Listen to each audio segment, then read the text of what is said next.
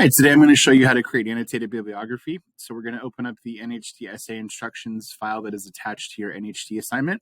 And we're going to look at the teal box here. It says writing your NHT essay for students. And what we're going to do is we're going to look first at the all about annotations file. Now, before we even do that, we should remind ourselves the purpose of a bibliography. So a bibliography is a document or a page or a slide or a section that's added at the end of a project to give credit to the authors of the sources that you used. So if you use like the History Channel, their website, biography.com, maybe the Library of Congress, it's to give credit for the work that you used. So that way you're making sure that the authors who already did that work before you are getting credit. It also helps me check against plagiarism. So that's definitely important that we include a bibliography. And in fact, if you don't include a bibliography, I can't grade your paper. So it's definitely an important component. So we're going to click on writing annotations in your bibliography right here. The file will load, and this explains what an annotation is. So in the context of History Day, an annotation is a brief description, it's 2 or 3 sentences, about how each source contributed to your understanding of the project. It also generally talks about how you used the source. So if it was a book and you used it for a map, or like maybe you liked a chapter, you pulled a quote from it. This is where you tell me how you used the source.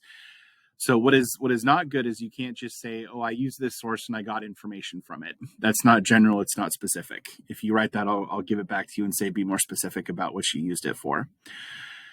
The other thing too is I will be checking your bibliography against your in-text citation. So if you remember, again, if you put a source in your bibliography, you have to have used it somewhere in your paper. So I need to be able to see what you're doing there. But in here, the annotations are pretty easy. The source helped me understand the role of the interim committee, a group of distinguished scientific, industrial, and political figures played in the decision of the bomb. It helped me understand their reasoning for dropping the atomic bomb, and the committee advised the president on nuclear strategy. So this tells me what the source was. It does not say if it was primary or secondary, but it does say that what the author used it for, or I should say what the student used it for. Over here, like looking at this one over on the far right, this book was a collection of the letters that Joe Kennedy wrote from 1914 until his disabling stroke in 1961. Although there were not letters of Rosemary receiving lobotomy, Joe did write of his concerns for his daughter and the prospects of getting her the operation. So it says it's a book, it's a collection of letters that automatically indicates that it's primary. So again, just a sentence or two explaining what the source is and how you used it. Now, I also know that this process can seem repetitive, so this has a list of sentence stems. So this book or this website or this movie or this video, this source, this document, you can use any one of these sentence stems. And to be honest with you, I use them frequently. There's also some tips here about how to be specific, like did one shock you, did one surprise you, do you have a favorite source, do you have a source you didn't like? These are all places you can tell me about that. Now, as I mentioned in the bibliography video, this is also where in the annotation, where you're going to want to tell me if you got the source from one of the databases. Your NHT project has a requirement that you get some of your sources from West Valley School District databases. So if you pulled an article from ABC Clio, or you use a map from Gale, or you were able to use one of the primary sources in Issues and Controversies, the annotation is where you tell me that, because I'm also going to be looking for that. I want to make sure that you're using the resources that the school district is supplying. So the other thing we can do about annotations is that we can go back to our NHT essay page or instructions page. If we click on Annotated Bibliography Example with Notes, I already have that open. So this is a sample annotated bibliography. This is what it should look like. Yours should look exactly like this. The font might be different, but the format is the same. So the difference is going to be when Google spits out its citations, they don't look like this, so you have to do some finessing. So you can see that the citations themselves from the source are all the way aligned to the left. The annotation is here, and it's got a tab put in between the edge of the document and where the annotation starts. This separates the annotation from the citation, so I know what I'm looking at. You can see here that they're sorted by primary and secondary categories. So primary sources go first, secondary sources go second.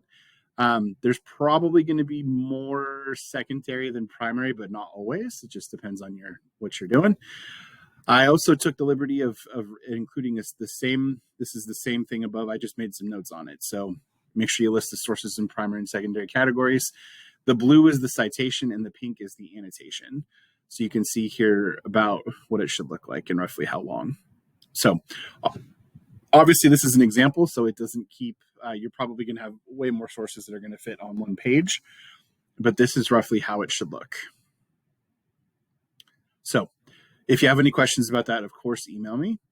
The last thing I want to show you is how to include them, or how to insert your bibliography into your paper.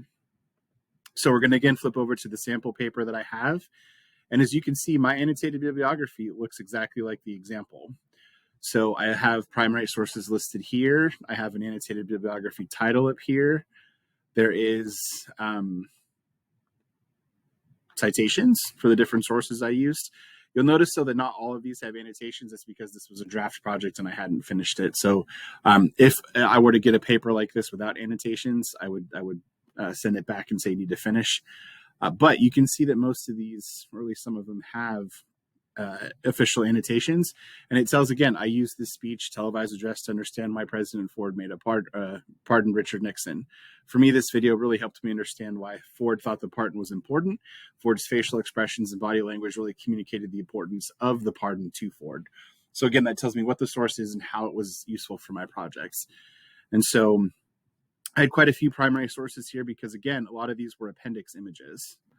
So that I think there was 5 or 6 of them in here. So a lot of these were just images that were referenced in the appendix. Now, secondary sources, I had a few more of those.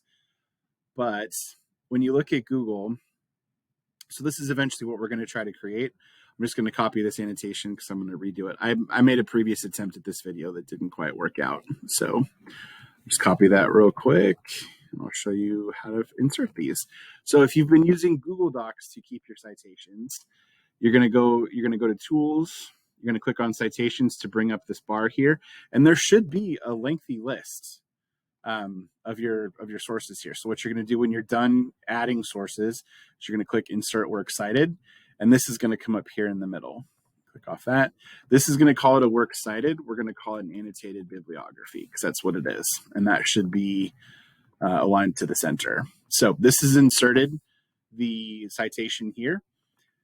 It's only one line. So what we're going to do is we're going to go ahead and drop down a line and hit tab. And then we're going to go ahead and paste that annotation there. Now, what I would do is make sure the annotations do need to be single spaced.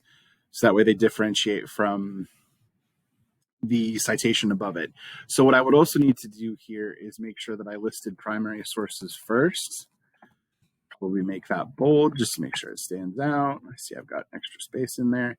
And then when I was done with that, I would do secondary sources. Now the challenge is when you make Google insert this works cited list, I only have one in here, so it's not going to show anything different, but it's just going to spit them out in one big long list that's going to be double spaced, and you're going to have to go back in and finesse and edit that. And I can help you with that if you need that sort of assistance. So I apologize for the long video. But if you need help with your annotated bibliography, please just let me know.